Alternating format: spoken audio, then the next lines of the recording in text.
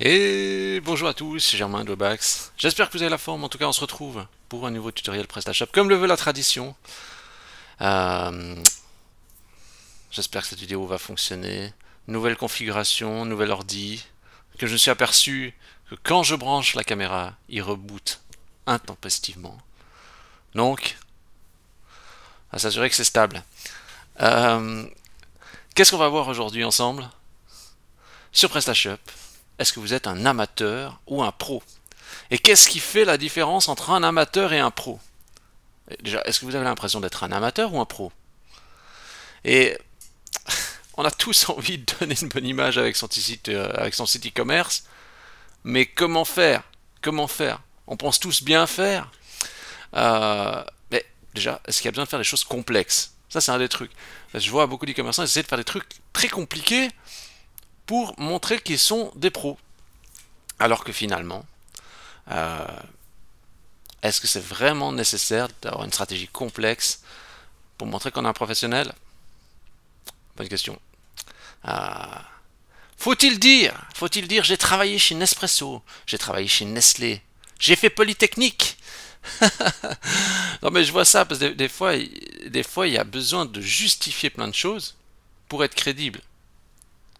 Mais en fait, rien de compliqué en réalité.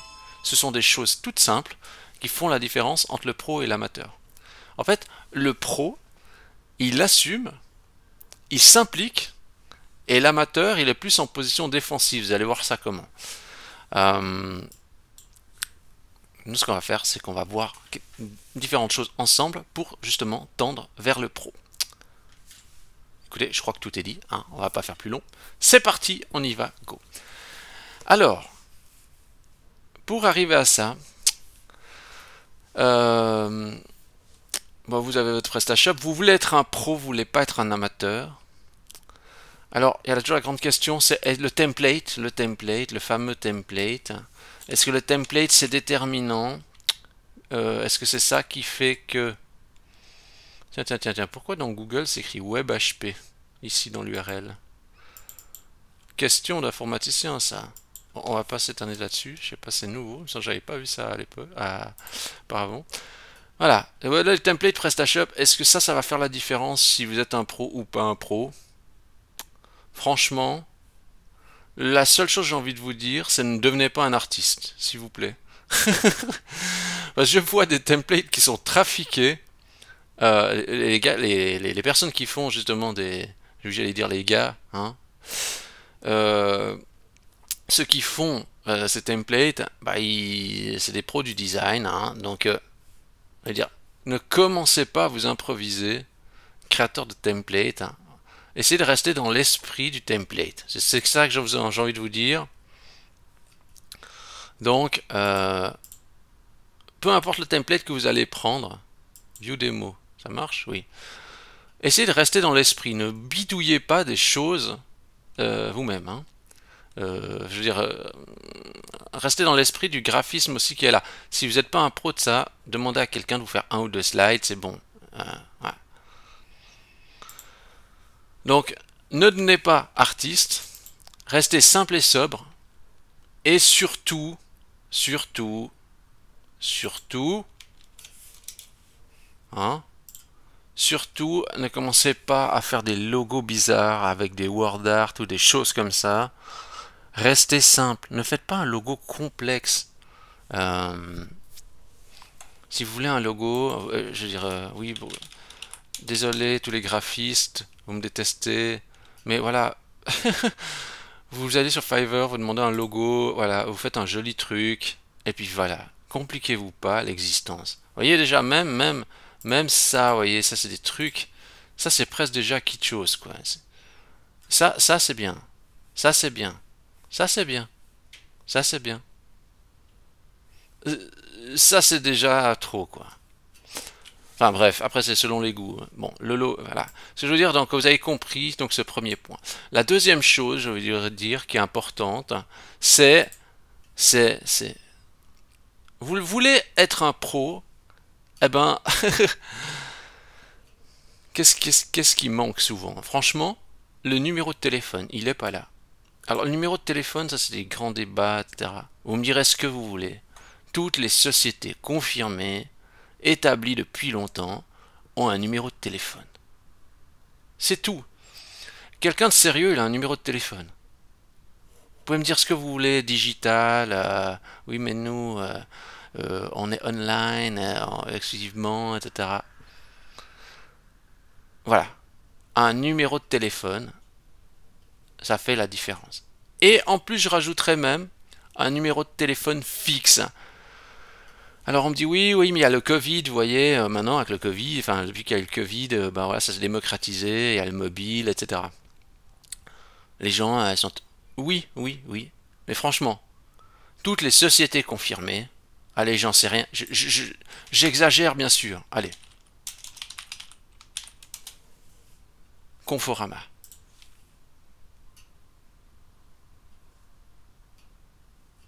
Conforama. Et c'est là, en fait, j'ai même pris un truc au hasard, c'est là qu'en fait, c'est il, c'est là qu'en fait, j'arrive pas à localiser un. Ah non, je vais faire 1926, qui me trouve quelque chose. Boum, boum. Détail. Contact. Je dirais que c'est un peu discret, hein. Le numéro de téléphone, il faut déjà un peu le chercher, mais c'est normal s'ils ont multicentre. Mais quoi qu'il en soit, il y a un numéro de téléphone, je peux les appeler. J'ai trouvé ça, on va dire, assez facilement, hein, donc c'était pas quand même quelque chose de caché. Chez certains, c'est caché à des endroits pas possibles. Il faut arrêter ça, hein. Il faut vraiment arrêter ça. Donc, ce que je conseille, bah, numéro de téléphone fixe. Si vous voulez être crédible, moi je vois quelqu'un avec un numéro de mobile, il n'y a rien à faire, je me dis, ah, c'est volatile, quoi. Fixe, c'est du sérieux, c'est ancré sur une ligne spécifique. En fait, si vous voulez ligne fixe, malgré tout, c'est souvent ancré au physique, emplacement précis. Donc voilà, même s'il y a des parades à ça, même si vous voulez acheter une ligne fixe déviée sur un mobile, bah faites-le. Alors après, ce qu'il faut faire, bah, c'est venir ici, donc j'allais dire paramètres de la boutique contact. C'est là, il me semble. Magasin. Et aussi, voilà, alors là c'est étroitement lié, voilà. C'est aussi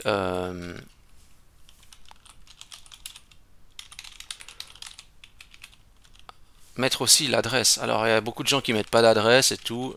Ça aussi, faut arrêter avec ça. Si vous voulez être crédible,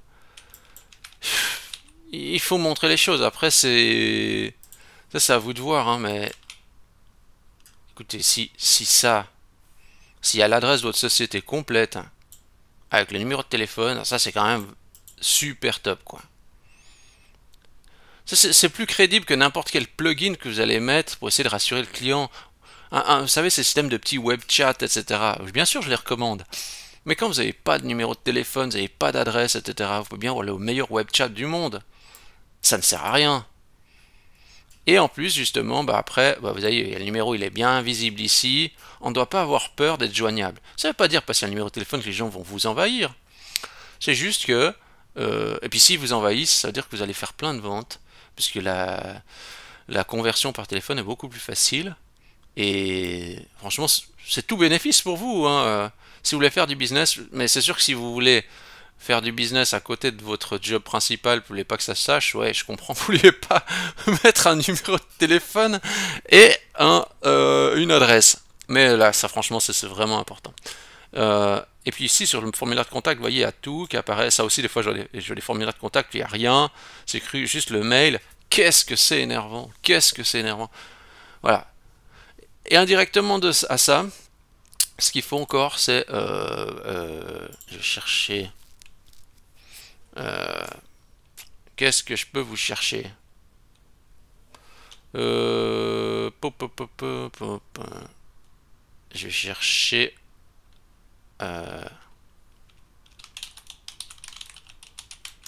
bon bah eux ils sont... Calipette Martini, Zoocentre.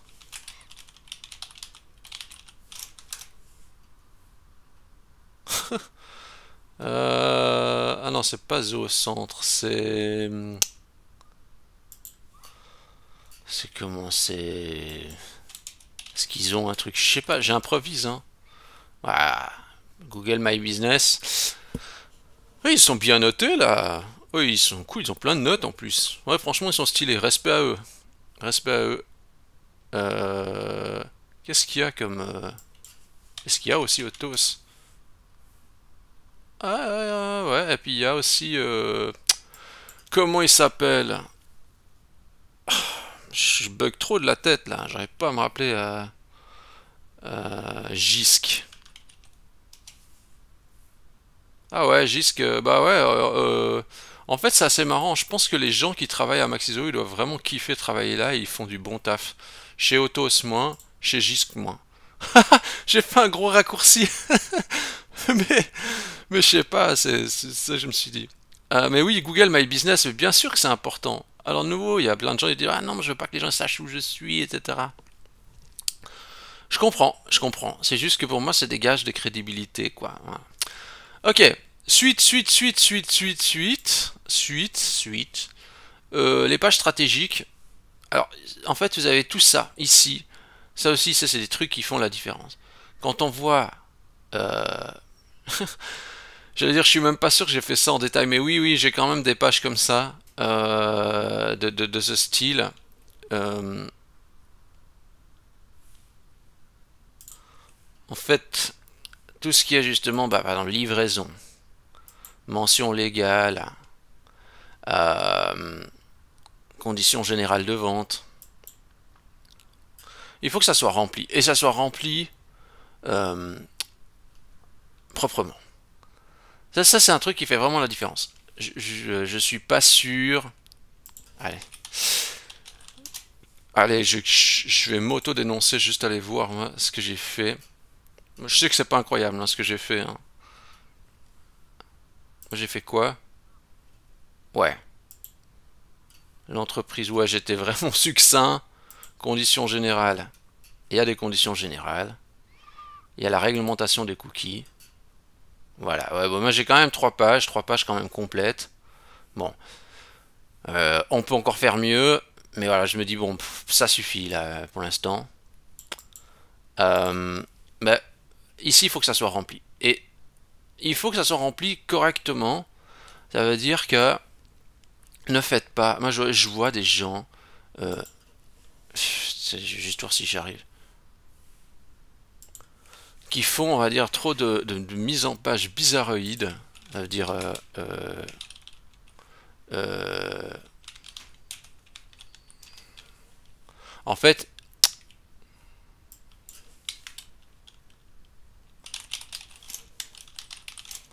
ils font des conditions générales de vente. Hein. Boum.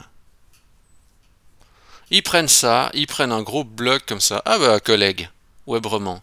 Webrement, tu as bien fait ton travail parce que je suis tombé sur toi, donc respect à toi, t'as la grande classe. T'es bien positionné, hein, tu fais très bien ton travail. Là, c'est vrai, il sort souvent un Webrement, donc bien joué à toi. Ben là, en fait, il y a des gens, ils font ça, ils prennent ça, boum, et ils viennent là-dedans, et après, ils viennent dans apparence, page, voilà, et ils viennent. Je prends un exemple comme ça, boum, mention légale 1. Je copie tout ça, j'enregistre. Et après dans mention légale, on a ça. Alors ça, faut vraiment arrêter de faire ça. Hein. On arrête de faire ce genre de choses dégoûtantes. Ce qu'il faut, c'est structurer ça correctement. Donc pour le faire bien, vous le faites comme ça, vous prenez le bloc-notes, vous faites, ensuite il y a, ça c'est les sous-titres, donc c'est H2, donc c'est rubrique 1, mon texte, tout simple, mon texte, voilà. Et puis si vous n'arrivez pas, vous faites, je ne vais pas vous tout montrer, vous faites avec ChatGPT, vous faites générer, si vous n'avez pas de mention légale, vous n'avez pas des conditions générales de vente, demandez à ChatGPT de vous générer un layout de base avec des conditions simples, puis vous allez étoffer par le futur. Hein, ok? Donc vous voyez, je fais comme ça, tac, tac, tac, bon voilà. Je reviens ici, là je suis sur quoi comme page, mention légale, ok, je viens là, boum, je viens coller sur le code source ici, comme ça, hop. Voilà, et là on a vraiment un truc propre, voilà. Et vous vous limitez juste à ça, vous ne faites pas de variantes bizarroïdes. Hein. Et puis ça, après ce que vous faites, c'est vous prenez ça, et puis vous le stockez quelque part, ce fichier, puis quand vous devez modifier les mentions légales, vous n'allez pas bidouiller dans la page, vous reprenez le fichier déjà bien structuré, et voilà, et vous copiez après le code source, simplement. Voilà. Et donc, bah, simplement, ces pages-là, bien les remplir et être clean là-dedans, pas de contenu dégoûtant. Et qu'est-ce que j'ai envie de vous dire d'autre? Nouveau, soyons simples. Ici, vous voyez, par exemple, les images, si on prend encore le reste, au niveau de pour convaincre le client que vous êtes une entreprise sérieuse, pas besoin de faire 36 choses. Ici, vous voyez, les images des produits, ici, c'est pas du standard. Ce qui a été fait, ce n'est pas standard comme la manière présentée. C'est bien présenté, comme les produits, mais c'est pas standard. En fait, si on regarde ce que fait Galaxus, je prends Galaxus parce que voilà. Non, j'ai tout vidé mon navigateur, donc ce n'est pas basé pour mes recommandations. Voilà. Hein. Donc, ça aurait pu, mais c'est pas le cas ici. Donc, je vais n'importe où. Je prends n'importe quoi, vous voyez, c'est toujours image avec fond blanc. C'est une règle. Et regardez, les images sont quand même assez bien équilibrées, donc ça a l'air cool ça. C'est quoi ça? Carotte. Ouais, ça a l'air tripant ça quand même. Hein. Bon, Ravensburger, c'est pas ce qu'il y a de mieux, hein. C'est mieux MB. Hein. Allez, je MB. Ils sont balèzes.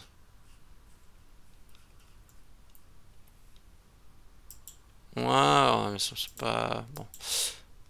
Ouais. Bon, on n'est pas là pour évaluer les jeux de société, mais... Donc, vous voyez, il y a toujours un fond blanc, l'image de... Donc, il faut absolument détourer vos images. Si vous n'avez pas, vous ne savez pas détourer des images, utilisez un service tiers pour le faire. C'est trop important d'avoir des images détourées. Et puis, vous voyez, les images sont équilibrées. Il n'y a pas une image toute petite, une image toute grosse. Vous voyez, c'est bien calibré. Rien que ça fait la différence. Ensuite, deuxièmement, je vais prendre n'importe laquelle. Regardez, je prends ce fameux truc à carotte là qui m'a fait bien rire. Lui. Description. Regardez, ils ne se sont pas pris la tête. Hein. Ils ont tout expliqué. Ils ont fait un texte tout simple. Donc ça revient à ce qu'on a dit ici. Donc ça veut dire que vous, après, si vous faites ça en HTML, en fait, il n'y a même rien besoin de faire spécial. C'est si vous venez, si j'avais votre texte. Alors, je conseille toujours, avant de mettre dans PrestaShop, de copier le texte dans un bloc-notes pour que ça enlève la mise en forme. Je prends tout ça, je vais sur ma fiche produit. Alors après, nous, sur la longueur du texte, on peut s'interroger, hein, bien évidemment. Je prends lui, c'est quoi? ID combien? ID 1. 1, lui. On part du principe, c'est notre jeu de société lapin, là. C'est bizarre la mise en forme, j'ai cru que ça avait bugué, mais non, c'est la nouvelle présentation. Moi, je pense que ça sera trop long, hein, et ça. Je pense que ça sera trop long. Ouais, trop long.